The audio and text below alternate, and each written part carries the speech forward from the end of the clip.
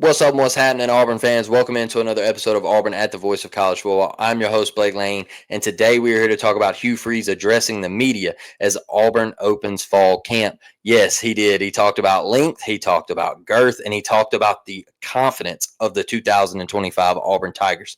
But first, before we get in here, please like this video, share this video out on social media, and click the bell for notifications so you stay notified every time I drop content on this channel. I think each and every one of you, I think we're 15 subs away from 600. If we could get there before kickoff, that would be awesome. Let's try to get to 700, man. Let's blow this thing out of the water and make it something special. So thank y'all. Let's get in here and talk about Hugh Freeze in this presser, man. I was really impressed with how he handled himself. I really feel like Hugh is a lot more confident on the stand this year. I really feel like his demeanor speaks volumes, and the way he's carrying himself, man, it just looks completely different in year 3 than it did in the first 2 years. And I was always really skeptical with Hugh and the way the body language and the mannerisms, and it didn't sit right with me. And a lot of you that have followed me since Hugh has been at Auburn, you know how much I have talked about it and how much I have expressed my feelings on.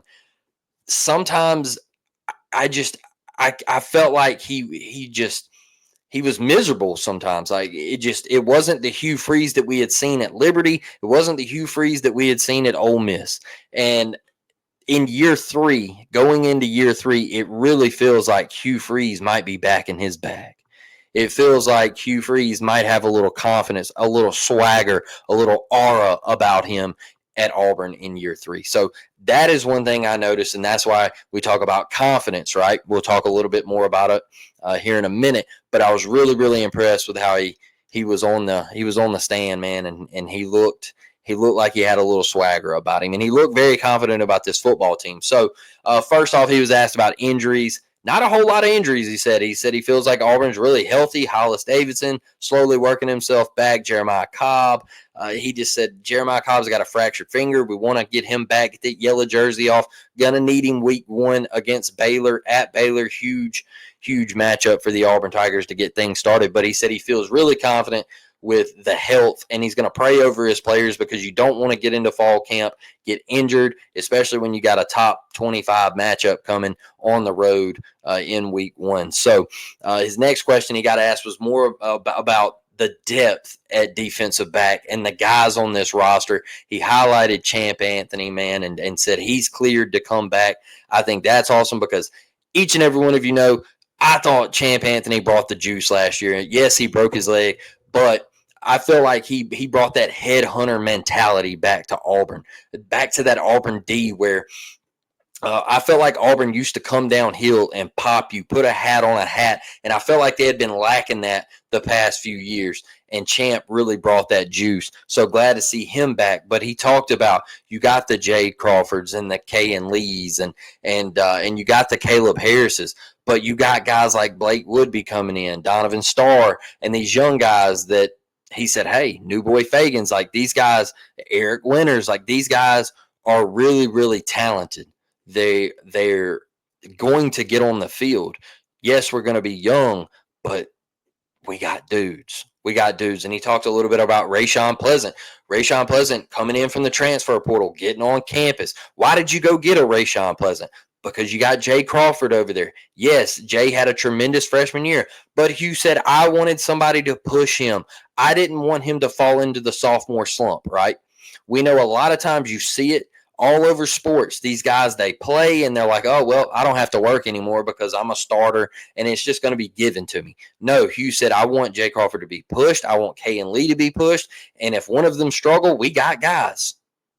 There's guys. The only thing about the DB room that we got to figure out is it looks great on paper, but we got to figure out who's the best safeties, who's the best nickels, who's the best corners. Once we figure out that, we're locked in.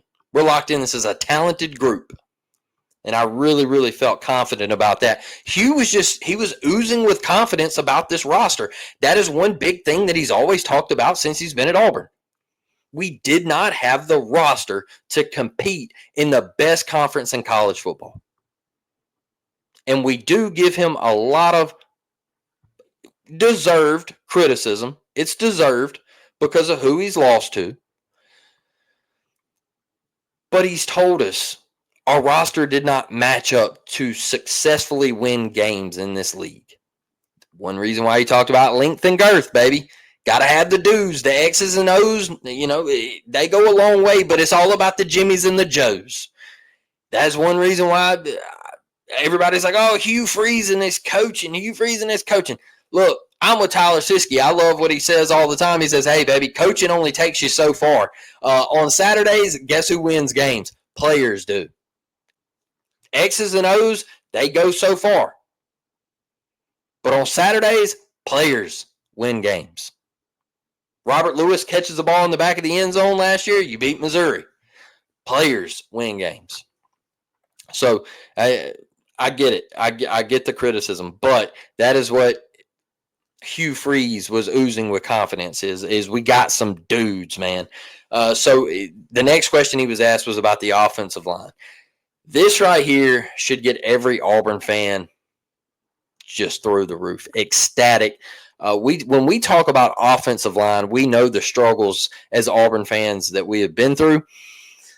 Look, Hugh said that he got a draft grade back from an NFL scout, and he said that all 5 of his starting linemen were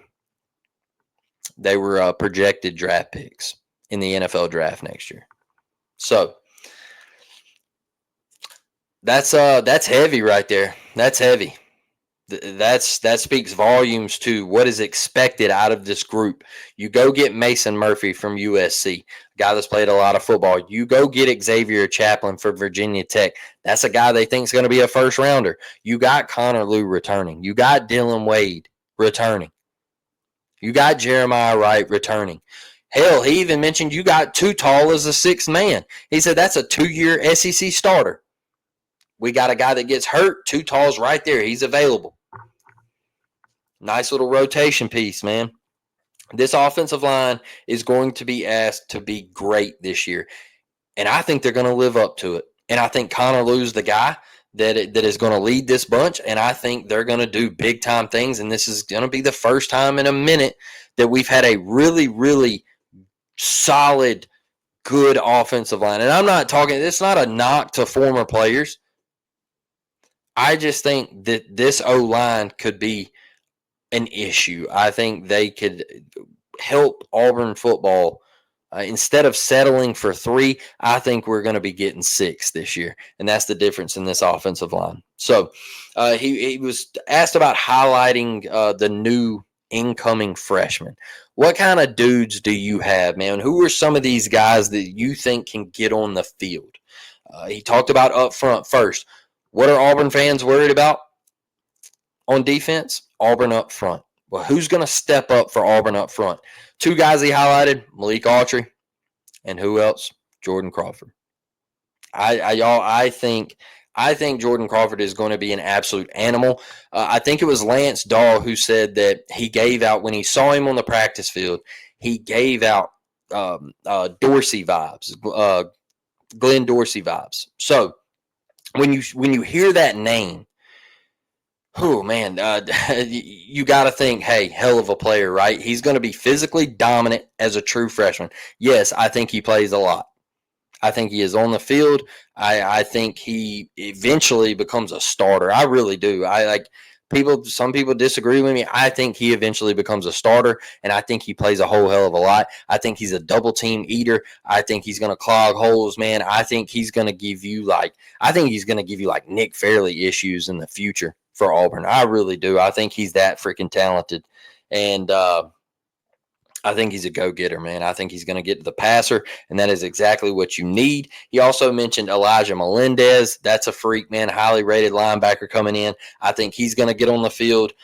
Eric Winters. Is Eric Winters going to move down from safety to linebacker? Is he going to get some snaps there? I know he put on some weight, and he got right. If he could do that, man, that is one of the more freaky athletic players on this roster coming in. Is Eric Winters in high school, man. He was playing wide receiver, quarterback, in the Wildcat and everything. Like, Eric Winters was a freak athlete in high school. out of the Wiregrass area. So this kid can absolutely play. I got a chance to watch him at the Alabama Mississippi All-Star game as well. New boy Fagans, look, you know how I feel about him. I told y'all the other night, I think he's a star. I think he is a star ready to come on the scene. Yes, I think he plays a lot. Yes, I think he eventually becomes a starter for the Auburn defense, and I think he's going to be a mainstay in that Auburn defense for a couple years to come before he eventually moves on to the NFL. I think he's that dang good. I also had a chance to watch him at the Alabama Mississippi All-Star game, and he made play after play after play. He made plays in the backfield. He made plays at the line of scrimmage, man. He had a couple picks. Like, he was incredible, y'all. I am talking about a safety that can walk down, put a hat on a hat. He will rock you. You're not beating him to the sideline. Like, this kid, he can go, man. He can go. I was really, really impressed with what Hugh had to say about his plan with these guys and his message to these guys. And it was, give me your 15 best plays. I need 15 max effort plays from you. And if you can give us that, you are going to help this defense tremendously. And we're going to be really dang good. We're going to be really dang good. So I can't wait to see what DJ Durkin does with this group. I think they're going to be special. Look, Auburn's young. That's great. We all know that. But Auburn's also talented. That's the difference. These dudes, there's a difference between being young and not talented. All right. And there's a difference between bringing in 2 stars and 3 stars. These guys, man, you got blue chips coming in. You got Jared Smith. They're waiting on him to grow into his body, they say. They're saying this dude's, and we talk about length, right? We talk about, what do you got to have in this league? A 6'6" guy coming off the edge over there, man. Come on now. That's length. Hugh talks about girth. You got Jordan Crawford. You got Malik Autry. That's what we need. That's what we've been missing, right? Man, you get him down there get them 2 down there, Malik blocked in, and man, that's an issue. Keldrick Falk out there. Kieron Crawford out there. That's an issue. That's what Hugh was talking about. And then I know he took a little heat and everything, and everybody blew it up and made their memes and all that. But he was meaning, hey, we got the size and we've got the length and we've got the dudes that can play in this league on this roster. And that is what we were missing in year 1, and that's what we were missing in year 2. That is why he's oozing with confidence. It's because he's putting all eyes on the Auburn roster. He said, hey, right now there's a little talent gap with the top, all right, because it's the depth issue, right? But as far as these guys that are going to be on the field, Auburn's as good as anybody. And I think that is why Hugh is oozing with confidence when he is at the podium. And, yeah, I don't think he's had that the past couple of years. So, taking it easy on Ja. Y'all, I think this was an overblown story. We talked a little bit about it the other night. I think this is something that people just ran with. I think he looks at Jackson Arnold as the year he had last year. You don't want to put a kid back through that in spring. You don't want to put him back through that in the summer, and you want to boost his confidence. And when you go into fall camp, you don't want to be, the scripted stuff, and you don't want your defense trying to, jump routes, and you want him to leave the field confident, right? And he said he's worked with Ja and DJ, and they've talked here and there, and he's talked to his defense about, hey, play it the right way. But yeah, they know what's coming, right? They do. They know what's coming. And so when they're putting in installs, you don't want to throw everything. You don't want to throw the kitchen sink at Jackson Arnold, but you also want to play it right. And you want to try to help him get better each and every day. So I think it was a massive thing that was blown out of proportion. And I think Jackson Arnold's going to be just fine. I'm not one of these people that's like, oh, my God, I'm so worried. Look, Jackson Arnold has played in this league. He's played a lot of football. He was a 5-star plus recruit coming out of high school, Gatorade Player of the Year, all that good stuff. It's great. I think he's going to be fine. Whew. Road games. He was asked, how do you maneuver yourself through 3 road games out of your first 5? And Hugh said, who are the other 2? Because I don't even know them right now. Y'all, Hugh Freeze is confident as ever. Knowing damn well he knows who those other 2 road games are. But he said, hey, I'm locked in on Baylor. I'm locked in on the Baylor Bears, dog. I ain't even looked at none of the schedule. We're locked in week 1, Waco, Battle of the Bras. That's what we want. That's what we care about. So there's a different demeanor about Hugh Freeze this year, I believe, when he's at the podium. And yeah, that's the confidence, length, and girth, baby. You can make fun of it. You can make fun of it all you want to, but I think Hugh Freeze brought it in this presser to open up fall camp, and I think he was really, really damn confident about the players that he has on this roster. I did like what he had to say about the backup quarterback position, and we'll end on this. Is he was asked about, is he going to name a QB2? What's happening there? Look, y'all, he basically just said, I don't want to throw Deuce out there and run him to death and just call design runs for Deuce. Like, I don't want him. Could he do it? Yes. But do I want him going out there doing it? No, I don't. Now, Ashton Daniels, he highlighted his stats from last year and playing at Stanford. He said, can he do it? Yes. And we might have a little bit of that. Whatever. That right there tells me that Ashton Daniels is going to be behind Jackson Arnold. And Deuce it's just a learning year, y'all. It's a learning year. And as it should be, right? As it should be. He learns this offense. Hopefully Jackson Arnold has a great year. Auburn wins a lot of games. Jackson Arnold goes pro. Like, that is what we're all kind of wanting and hopeful for, that Deuce Knight can step in next year and take this team over and it be his team. And so, yeah, like, I like it. I like it. I was super impressed. It's probably one of the first times I've been impressed with Hugh Freeze at a press conference for the Auburn Tigers.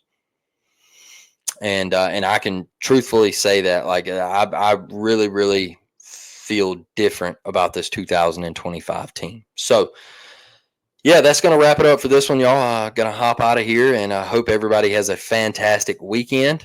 We are in the month of August. So, football season's here, man. It is here. We're 28 days away from kick out in Waco, Texas. It's going to be an exciting time. If you can make it out to the game, if you're going out of the game, drop it in the comments on this video, man. Let me know if you're going. I think it'd be really, really cool to experience the Battle of the Bras, or whatever they call it, their blackout game or whatever. Good for them. But, yeah, in any questions or whatever, if you want a question answered on the show, drop it in the comments. That would be great. I believe we are kicking off memberships for this channel. I was talking to our guy Chris earlier tonight, and I believe they've been launched, and I'll kind of go over it right here. I'll make a graphic and post it each and every episode if you guys are interested. But the first package is the Tumor's Corner package. It's $2.99 a month. You get a loyalty badge, you get emojis, and you get member shout-outs. We're going to roll with that right there. The second package is the Cam Backers. That is a $4.99 package. You get a priority reply to comments. There will be some other things that I add on to that, and we can kind of rock with that. Then you get the Kick 6 Elite package. We'll do $9.99 right there, and that'll be monthly. That'll be connecting on social media and content request. I think this is going to be really cool, y'all. So with the $9.99 package, the Kick 6 Elite, we're going to do content requests. So if you want me to make an episode on something, or if you even want to come on the episode and join me, we can get you on here to talk ball with me about the Auburn Tigers, football, basketball, baseball, man, whatever you want to talk about. That'll be a really cool package to sign up for. So, hey, whatever you decide, if you want to become a member, I'm extremely grateful and thankful for each and every one of you that plan to do so. And hey, if you don't, just sub to the channel, baby. We're War Damn Eagle over here. So I'll catch y'all back next week. Love y'all, War Damn. We're almost there, baby. See y'all Tuesday.